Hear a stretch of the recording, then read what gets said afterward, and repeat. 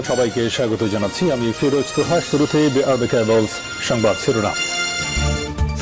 Israel ফিলিস্তিন পুরোদমে যুদ্ধ চলছে, আর এই যুদ্ধের সর্বশেষ আন্তর্জাতিক গুরুত্বপূর্ণ আপডেট সংবাদ জানিয়ে দিব। শুরুতেই শিরোনাম। আলহামদুলিল্লাহ, নেতানিয়াহু ক্ষমতায় থাকলে 2026 সালের মধ্যে ইসরায়েল অস্তিত্ব হারাতে পারে।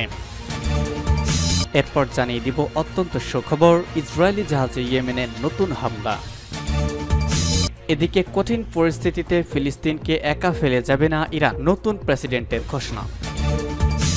জানিয়ে দিব মার্কিন প্রেসিডেন্ট নির্বাচন, আহত বাঘ ট্রাম্পকে কিভাবে সামলাবেন বাইডেন। এবং সর্বশেষ জানিয়ে দিব যুদ্ধ পরবর্তীতে স্বাধীন ফিলিস্তিনি রাষ্ট্র কিভাবে গঠন করা যায় ভাবছে হামাস। নেতানিয়াহু ক্ষমতায় থাকলে 2026 সালের মধ্যে ইসরায়েল অস্তিত্ব হারাতে পারে। ইহুদিবাদী ইসরায়েলের সাবেক যুদ্ধমন্ত্রী এবং বর্তমান বিরোধী দলীয় নেতা এভিগডর লিবারম্যান বলেছেন, বেনিয়ামিন নেতানিয়াহু যদি ক্ষমতায় থাকেন তাহলে 2026 সালের মধ্যে ইসরায়েল তার অস্তিত্ব হারাতে পারে। হিব্রু ভাষার দৈনিক পত্রিকা মারিবকে দেওয়া এক সাক্ষাৎকারে লিবারম্যান কথা বলেছেন। তিনি বলেছেন, ইসরায়েলের অস্তিত্ব ধরে রাখতে নেতানিয়াহু অক্ষম এবং এ কারণে তিনি ইসরায়েলকে ধ্বংসের দিকে নিয়ে যাচ্ছেন। লিবারম্যান আরো বলেন, প্রাথমিকভাবে নিজের ক্ষমতা রক্ষার বিষয়টিকে বিশেষভাবে গুরুত্ব দিচ্ছেন নেতানিয়াহু, অথচ ইসরায়েল প্রতিষ্ঠার পর থেকে এ মুহূর্তে রাজনৈতিক, অর্থনৈতিক এবং নিরাপত্তাগত বহুমাত্রিক সংকটের মধ্য দিয়ে সময় পার করছে ইসরায়েল, যার তার অস্তিত্বের জন্য হুমকি সৃষ্টি করেছে। সাক্ষাৎকারে লিবারম্যান ইহুদিবাদী ইসরায়েলের রাজনৈতিক ব্যবস্থার কঠোর সমালোচনা করেছেন। তিনি বলেন, পুরো রাজনৈতিক ব্যবস্থা কয়েকটি গোষ্ঠীর স্বার্থ রক্ষার জন্য পরিচালিত হচ্ছে। গত কয়েক মাস ধরে যে যুদ্ধ চলছে তা ব্যবস্থাপনার ক্ষেত্রে নেতানিয়াহুর ভূমিকার সমালোচনা করেছেন লিবারম্যান। তিনি বলেছেন, 7 অক্টোবর ফিলিস্তিনি প্রতিরোধ যোদ্ধাদের অভিযান ঠেকাতে ব্যর্থ হয়েছেন নেতানিয়াহু। এর আগে লিবারম্যান মন্ত্রিসভার পদত্যাগ দাবি করে বলেছিলেন, ক্ষমতা থেকে প্রধানমন্ত্রী নেতানিয়াহুর বিদায় ইসরায়েলিদের জন্য পুরস্কার বলে বিবেচিত হবে। ইসরায়েলি জাহাজে ইয়েমেনের নতুন হামলা। ইয়েমেনের হুতি আনসারুল্লাহ আন্দোলন সমর্থিত সামরিক বাহিনী নতুন করে হুতিবাদী ইসরায়েলের বাণিজ্যিক জাহাজ এবং সামরিক অবস্থানে হামলা চালিয়েছে। ইয়েমেনি বাহিনী মুখপাত্র ব্রিগেডিয়ার জেনারেল ইয়াহিয়া সারি গতকাল একটি বিবৃতিতে এই ঘোষণা দিয়েছেন। তিনি বলেছেন, ফিলিস্তিনের গাজা উপত্যকার আল মাওয়াশি শরণার্থী শিবিরে ইসরায়েলি সেনারা সম্প্রতি যে গণহত্যা চালিয়েছে তার জবাবে এবং ফিলিস্তিনি প্রতিরোধ যোদ্ধাদের প্রতি সমর্থন জানিয়ে ইসরায়েলি জাহাজ ও সামরিক অবস্থানে হামলা চালানো হয়েছে। জেনারেল সারি বলেছেন, ইডেন উপসাগরে MSC ইউনিফিক নামে ইসরায়েলের একটি জাহাজে ইয়েমেনি সশস্ত্র বাহিনী যৌথভাবে ড্রোন এবং ব্যালিস্টিক ক্ষেপণাস্ত্র দিয়ে হামলা চালায়। দ্বিতীয় অভিযানে ইসরায়েলের ভেতরে কয়েকটি সামরিক অবস্থানে সেনারা ড্রোন দিয়ে হামলা চালিয়েছে। ইসরায়েলের দক্ষিণে উম্মুল রাশ এলাকায় এই অভিযান চালানো হয় বলে তিনি জানান এবং সফলভাবে হামলার লক্ষ্য অর্জিত হওয়ার দাবি করেছেন। জেনারেল সারি সতর্ক করে বলেছেন, গাজা উপত্যকার ওপর থেকে ইসরায়েলি অবরোধ প্রত্যাহার এবং সেখানে বর্বর আগ্রাসন বন্ধ না হওয়া পর্যন্ত ইহুদিবাদী ইসরায়েলের বিরুদ্ধে ইয়েমেনি সশস্ত্র বাহিনীর হামলা অব্যাহত থাকবে। একই সাথে জেনারেল সারি ফিলিস্তিনিদের জন্য সমস্ত আরব এবং মুসলিম দেশের সামরিক বাহিনীকে তাদের ধর্মীয়, নৈতিক এবং মানবিক দায়িত্ব পালনের আহ্বান জানান। কঠিন পরিস্থিতিতে ফিলিস্তিনকে একা ফেলে যাবে না ইরান। ফিলিস্তিনের অবরুদ্ধ গাজা উপত্যকায় ইহুদিবাদী ইসরায়েল যে বর্বর গণহত্যা চালাচ্ছে তার কঠোর নিন্দা জানিয়েছেন ইসলামী প্রজাতন্ত্র ইরানের নবনির্বাচিত প্রেসিডেন্ট মাসুদ পেজেশকিয়ান। গতকাল ফিলিস্তিনের ইসলামী প্রতিরোধ আন্দোলন হামাসের পলিট ব্যুরোর প্রধান ইসমাইল হানিয়ার সাথে ফোন আলাপের সময় এই ঘোষণা দিয়েছেন ইরানের নবনির্বাচিত প্রেসিডেন্ট। তিনি সুস্পষ্টভাবে ঘোষণা দিয়েছেন, চলমান কঠিন পরিস্থিতির মধ্যে ফিলিস্তিনিদেরকে একা ফেলে যাবে না ইরান। গাজার খান ইউনুস শহরের আল মাওয়াশি শরণার্থী শিবিরে সম্প্রতি ইহুদিবাদী ইসরায়েল যে ভয়াবহ গণহত্যা চালিয়েছে তার তীব্র নিন্দা করেছেন মাসুদ পেজেশকিয়ান। ইসরায়েলের এই হত্যাযজ্ঞে 90 জন ফিলিস্তিনি শহীদ এবং 300 এর বেশি আহত হয়েছেন। হতাহতদের মধ্যে বহু সংখ্যক নারী ও শিশু রয়েছে। ফোন আলাপে পেজেশকিয়ান বলেছেন, এই ভয়াবহ অপরাধযোগ্য প্রমাণ করে ইহুদিবাদী ইসরায়েল গণহত্যা চালিয়ে যেতে চায় এবং তারা ফিলিস্তিনিদের মনোবল ভেঙে দিতে চেষ্টা করছে, কিন্তু তারা তা করতে পারবে না। ইরানের নবনির্বাচিত প্রেসিডেন্ট আরো ঘোষণা দিয়েছেন, ফিলিস্তিনি সমস্যা যেহেতু মুসলিম বিশ্বের কেন্দ্রীয় সমস্যা,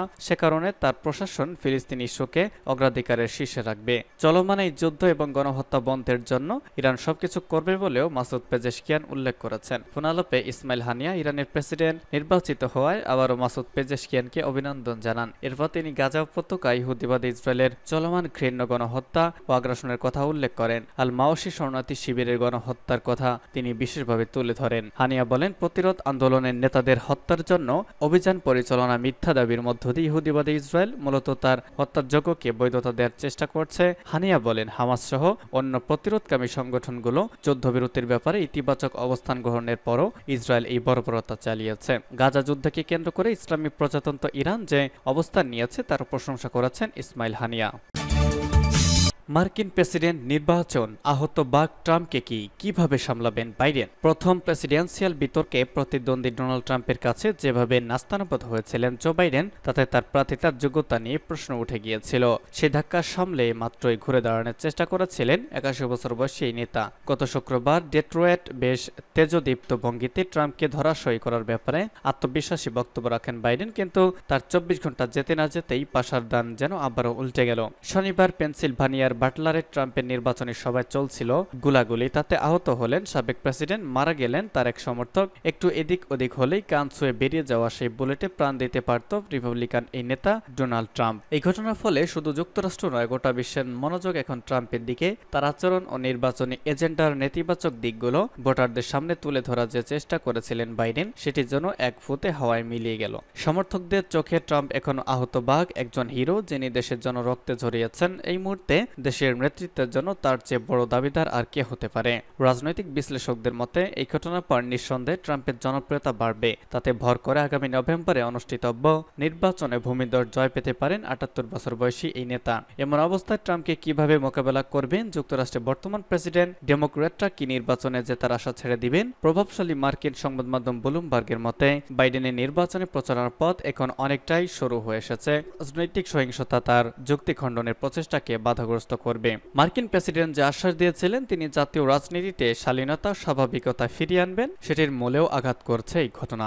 এমন প্রেক্ষাপটে রবিবার ওভাল অফিস থেকে দেওয়া বিরল ভাষণে দেশবাসীকে শান্ত হওয়ার আহ্বান জানিয়েছেন জো বাইডেন। ডেমোক্রেট নেতা বলেছেন, পরিস্থিতি শান্ত করার দায়িত্ব উভয় পক্ষেরই। আসন্ন নির্বাচনকে যুক্তরাষ্ট্রের জন্য পরীক্ষার সময় বলে উল্লেখ করেছেন তিনি। এর আগে হোয়াইট হাউসে সাংবাদিকদের সামনে বাইডেন বলেছিলেন, যুক্তরাষ্ট্রে এই ধরনের সহিংসতার কোনো জায়গা নেই, এখন ঐক্যের সবচেয়ে গুরুত্বপূর্ণ। ট্রাম্পের উপর হামলার জন্য তার সমর্থকরা সরাসরি বাইডেনকে দায়ী করছেন। সমাবেশ স্থলে নিরাপত্তা ঘাটতির অভিযোগের তীরে বিদ্ধ হচ্ছে সরকারি সংস্থা সিক্রেট সার্ভিস। হামলার পর রক্তাক্ত ট্রাম্পের মুষ্টিবদ্ধ হাত উঁচিয়ে ধরা ছবিটি ইতিহাসের অংশ হয়ে গেছে। ক্ষিপ্ত উত্তেজিত রিপাবলিকান শিবির এখন আগের চেয়ে বেশি চাঙ্গা। নিরপেক্ষ ভোটারদেরও সহানুভূতি পাবেন সাবেক প্রেসিডেন্ট। ব্লুমবার্গের মতে এই অবস্থায় নিজেদের অসংবেদনশীলতা না দেখিয়ে কিভাবে প্রচারণা এগিয়ে নেওয়া যায় তা ভাবতে হবে বাইডেন শিবিরকে।